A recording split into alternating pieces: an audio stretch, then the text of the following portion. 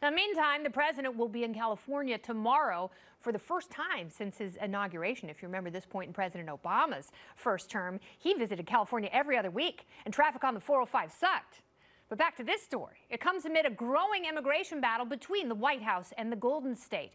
His first stop, of course, is going to be in San Diego to examine prototypes for the wall. The Trump administration has reportedly narrowed it down to 8 models, but there's no word on when a final decision will be made.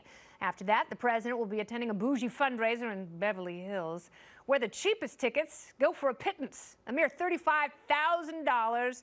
And this trip is happening just a week after the Justice Department sued California over the state's sanctuary policy. So how will the president's visit go when he visits the epicenter of the resistance? Let me go to my adamantium man panel. Tonight, he's a former CIA operative and president of Diligence LLC. Mike Baker is here. And he is the author of Dear Reader, the unauthorized autobiography of Kim Jong-il, and host of You're Welcome. You are welcome. That is Michael Malice. And he is a columnist at the Daily Beast and The Week. The producer of the Fifth Column podcast, Anthony Fisher, is here. Welcome, gentlemen. Jeez, I'm the only one without a podcast? You just won one. Congratulations. Oh, God. And you get a podcast. Right after the show. I am the Oprah of Fox Business. Everyone knows it. Let's talk about the wall. Yeah. This is something that some libertarians are actually warming to the idea of the wall. I still have a lot of issues with eminent domain, and I think that's going to slow down the process in Texas, certainly. But you see the trade-off. If you're going to fix the immigration system in this country and allow dreamers to stay, you're fine with the wall. It seems like a decent trading chip because it's never going to get built to completion. It's never going to be effective. It'll be a totem to classic government boondoggle. And you know, and I really can't think of a single national security issue that will have been presented in such a game show fashion. Like the president's going to go there and pick the winner. Yeah. So this is like Klinko. It really makes a mockery of the whole idea of government projects. So I'm for that. All right. So let's talk about California a little bit. Because there are groups who are saying, we will find out who you are if you are donating money to the president's campaign and paying for a big ticket to one of those fundraisers. We will publish your name and embarrass you publicly. And that guy deleted that tweet. Yes. So basically what's wonderful about the president is he's forcing the left to act hysterical, which makes moderates go toward his side. We've seen since even before the inauguration, they have these screaming at the sky sessions where groups of people gather outside Trump Tower, yell at the air in some kind of weird voodoo chanting. So when people who are in the middle of the, still doing that. When people, when people in the middle of the road see this kind of wacky behavior, if you don't care about politics, you're going to be like, I don't want that. I want whatever the opposite of that is. No, that's a really good point because oftentimes people say it energizes his base, and they say his base is small and racist, and I'll tell you more about Hillary Clinton's comments in just a little bit. Great. But you make a good point about moderates being turned off by that. So, Baker, I want to talk to you. Now I have to make a good point. Well, you make a point about the protesters. Because it's always fun to skip school and skip work and build a puppet and wear a cute little pink hat. Does that ever do any good?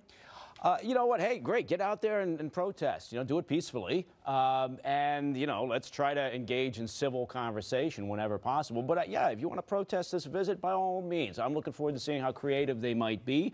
But here's the problem with that.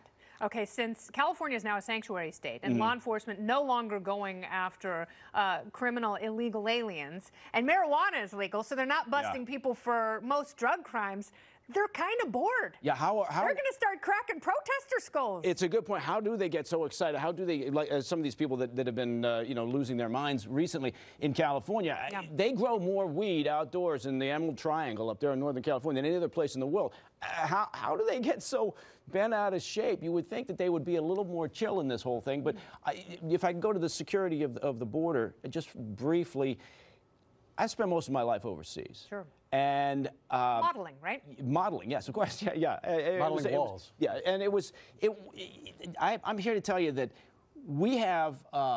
There are dozens and dozens of countries out there with far more draconian, far more oppressive immigration including protocols. Canada and Mexico and Australia. Absolutely. Our biggest allies have much more repressive systems of immigration, and that's also perhaps why those countries are not as great. Now, and they worry about their border security. They absolutely do. And they also have lower GDP.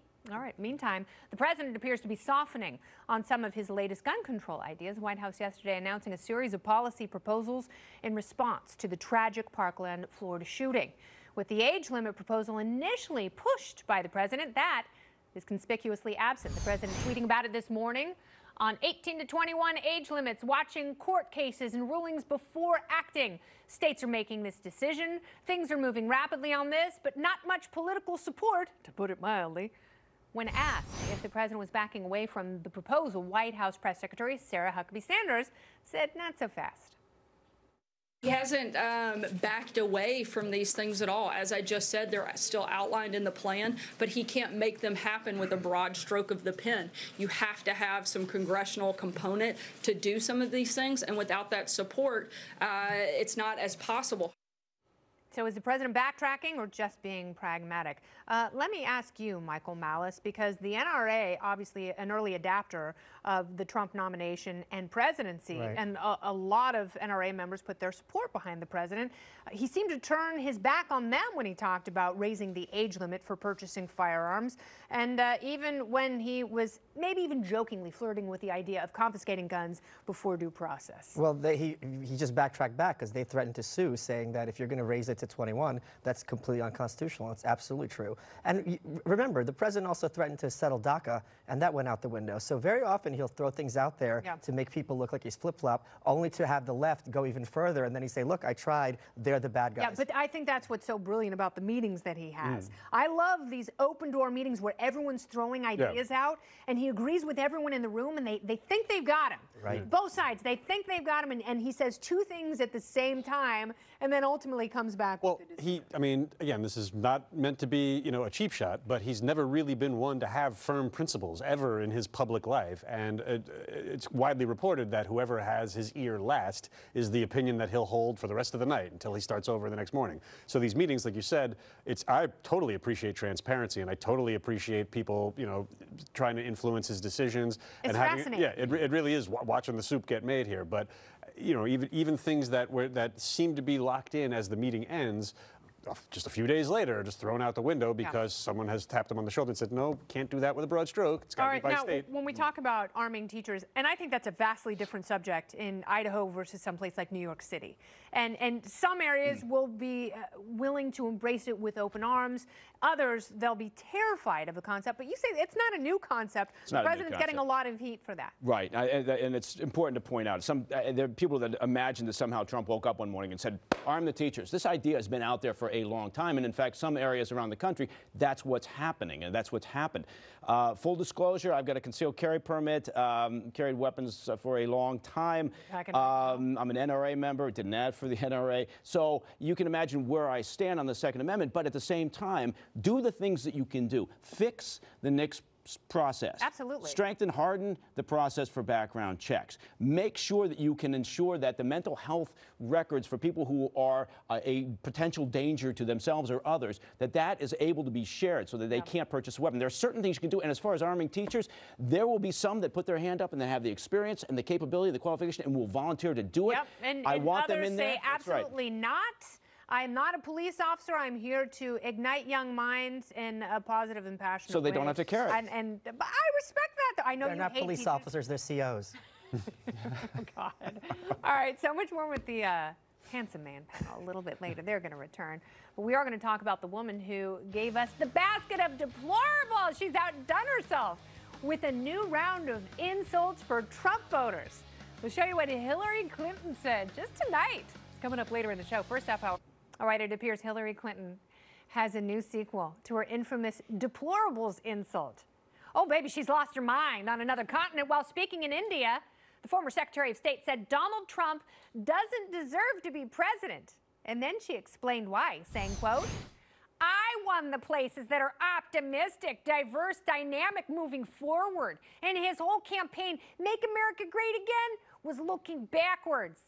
You know, you didn't like black people getting rights. You don't like women, getting jobs. You don't want to, see that Indian American succeeding more than you are. Whatever your problem is, I'm going to solve it. That's a mouthful. Hillary also claimed that male Trump voters didn't let their wives vote for her because they totally would have, but they're shackled in evangelical burqas. She's out of her mind. Good thing the man panel is back. Mike Baker, Michael Malice, Anthony Fisher. Who wants it first, boys? All right, take it, Malice. Because I've been hitting this crone for years. So, remember the conspiracy theory that Donald Trump went into the race only to ensure that Hillary would get elected? Yep. I'm starting to think the conspiracy theory is that Hillary Clinton's there to make sure Trump gets reelected. She's like some kind of cursed voodoo doll that can't stop talking and saying horrible things. And everyone just wants her to shut up. And even she probably wants to shut up at this point, and she can't. It is absurd and obscene, the tone deafness of this woman. But thank God we at least got her out of this country. No, it's unreal because, you know, you want to preserve your legacy, even if you don't ascend to the Empress seat. Yeah. You know, you want to still have people say nice things about you and look back on your career fondly. Yeah. She is destroying her legacy. She's 70 years old. She could have picked any number of causes to devote the rest of her public life to, right? But she is insisting on fighting the last battle that was unlosable, that she lost, right? And at this point, she's putting herself in a position where not a single Democrat in 2020 will touch her, will even invite her to speak on their behalf. So, you know, again, that might be the idea. It's because that'll probably be the best thing for Democratic candidates. And I know it's like a psychotic loop that plays over and over again in her head. And, you know, one morning it's Russia, the next it's Comey. And now all Trump voters are racist and misogynistic who are completely oppressive toward their women. It's incredible. She's like Uncle Rico from Napoleon Dynamite. You know, 20 years later, still talking about the, you know, the fact that he couldn't make that play. And there is nothing I can say, frankly, that would be better than just having you read her words again, because it's so amazing. And it was overseas. May I just point out on a serious note, she said these things overseas. And people were, when I travel a lot overseas, and people are always like, oh, you know, it must be difficult, you know, defending Trump. And I'm thinking, no, it's difficult explaining something like this, or others going overseas and attacking the current administration the way that they do. Okay, now here's what I will say, and this is my final thought. Being president is exhausting. You know, it is a soul-wrenching enterprise. You get no sleep. You're bombarded day in and day out. What would have happened if she were actually president? I think about that. Like, she lost her mind with plenty of rest. But you know mummies don't need rest. She's had thousands of years of it. The mummy joke. I love it. All right, thank you so much, Anthony Fisher. Michael Malice and Mike Baker. Thank you. That was handsome. Coming up, 2 package bombs exploding in Austin, Texas today, killing one, injuring several others. This just 10 days after another bomb killed a man there. Could it be terrorism or a hate crime? Austin's chief of police joins me with answers after the break.